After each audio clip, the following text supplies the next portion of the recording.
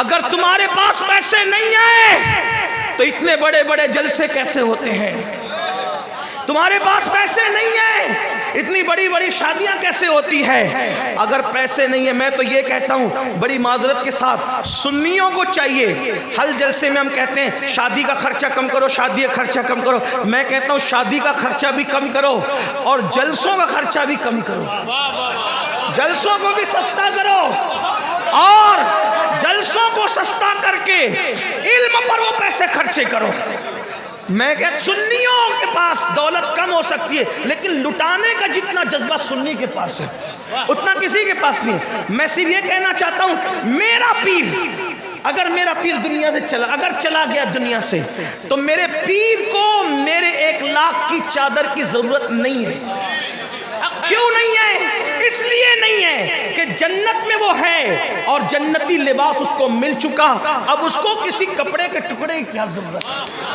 लेकिन चादर चढ़ाने से मना नहीं करता, क्योंकि पुश्तैनी सुन्नी हो, ना कन्वर्टेड मुसलमान हो ना कन्वर्टेड सुन्नी हो, नस्लन बादा नस्लिन मुसलमान और सुन्नी भी वैसा ही हूं। हाँ, याद रखना 41 पुश्तों का सुन्नी हो, ये बात याद रखना। हाँ, याद रखना। इसलिए चादर का मुखालिफ नहीं, 1 लाख की मत चढ़ाओ, 1000 की चादर चढ़ा दो और 99,000 जो बचे वो किसी यतीम की स्कूल और कॉलेज की फीस अपने पीर के नाम के इसाले सवाब से भर दो। चादर पे पीर साहब जितना खुश होंगे उससे ज्यादा इस फेल पे खुश होंगे, याद रखना। और फिर एक नस्ल को पढ़ाओगे 300 साल तक देखना ही नहीं पड़ेगा।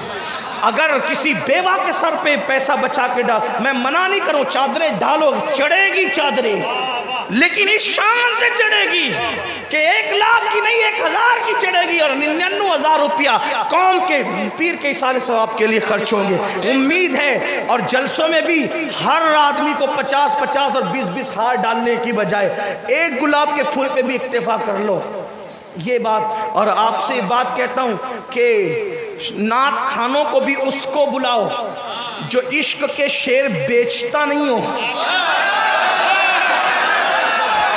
जो ताजिर, याद रखना, जो आशिक होगा वो ताजिर नहीं होगा, और जो ताजिर होगा वो आशिक नहीं होगा। इसलिए कि इश्क में जो चीज दी जाती है उसका सिला नहीं मांगा जाता, बल्कि हाथ जोड़ के कहते हैं यार से बता कि तू राजी है कि नहीं है। इसलिए ऐसे खुतबा को बुलाओ जो ना खिताबत बेचते हो, और ना ऐसे शोरा को बुलाओ कि जो इश्क मुस्तफा का जो खुद बेचारा इश्क से नारी और अपने आप पर नफ्स का भारी, वो क्या आपको इश्क की लौ दे सकता है? इश्क तो आशिक दे सकते हैं। और याद रखना, उनको बुलाओ जो सिर्फ फिक्र रजा की बात नहीं करते पब्लिक को खुश करने के लिए, बल्कि वाकई फिक्र रजा के पाबंद भी हो। इस एतबार से मेरे इमाम ने तो यहां तक फरमाया, कोई नबी की नात पढ़े और दिल में सोचे कि मुझे शिरनी डबल मिलना चाहिए, तो गोया कि उसने अपनी नात बेच दी शिरनी के बदले।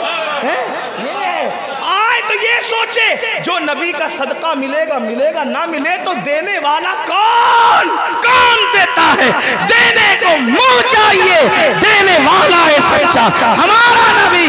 जो मांग के मिले उसे सदका रसूल नहीं बल्कि भीख कहा जाता है। भिखारियों को मत बुलाओ अपने मजमे में, दरवेशों को बुलाओ जो मांग कर नहीं बल्कि अता करके जाए। जब जलसों का बोझ हल्का करोगे तो इंशाअल्लाह पूरी कौम में इनकलाब आएगा, पूरी कौम तब्दील होगी। और तालीम पर ज्यादा खर्चा करो, और अगर नहीं पूरी कौम के लिए कुछ कर सकते तो अपने बच्चों के लिए कुछ करो। हमारे महारेरा के सरकारों ने नारा दिया, आधी रोटी खाएंगे, बच्चों को पढ़ाएंगे। अगर आधी रोटी खाना पड़े तो आधी रोटी खाओ, मगर अपने बच्चों को पढ़ाओ। ये ईद पर 4 ड्रेस मत बनाओ, एक ही बनाओ, पैसा बचाकर बच्चों को पढ़ाओ। सिर्फ 10 साल मेहनत की जरूरत है, एक वक्त वो आएगा इस्लाम इस्लाम और इस्लाम नजर आएगा। इसलिए कि अल्लाह ने मुसलमानों को इतना टैलेंट दिया है, इतना टैलेंट किसी के पास नहीं है। लोग हमारे टैलेंट से खौफ ज़दा है, इसलिए ना पढ़ पढ़ने देते, न तिजारत करने देते, न सियासत करने देते, आपस में ऐसे उलझा रखा है। और एक आखिरी बात ये भी कह देता हूँ, मुसलमान आपस में मुत्तहिद रहे।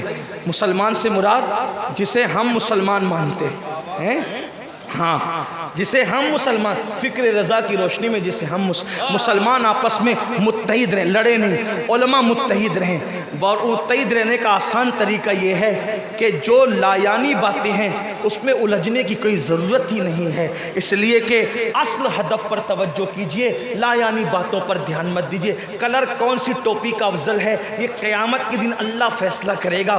पीर किसका बड़ा था, ये क़यामत के दिन अल्लाह फ़ैसला करेगा। जो फ़ैसले अल्लाह ने करने हैं उन फैसलों को हमको करने की ज़रूरत नहीं है। हम तो ये सोचे नबी का जो गुलाम है हमारा वो इमाम है। अल्लाह हम सबको अमल की तौफीक दे। गुफ्तगू के दरमियान कोई गलती हो अल्लाह माफ़ फरमाए। अस्तगफिरुल्लाह रब्बी मिन कुल्लि ज़म्बिन व अतूबु इलैह। अभी जलसा ख़त्म नहीं हुआ, अभी दस्तार भी होगी।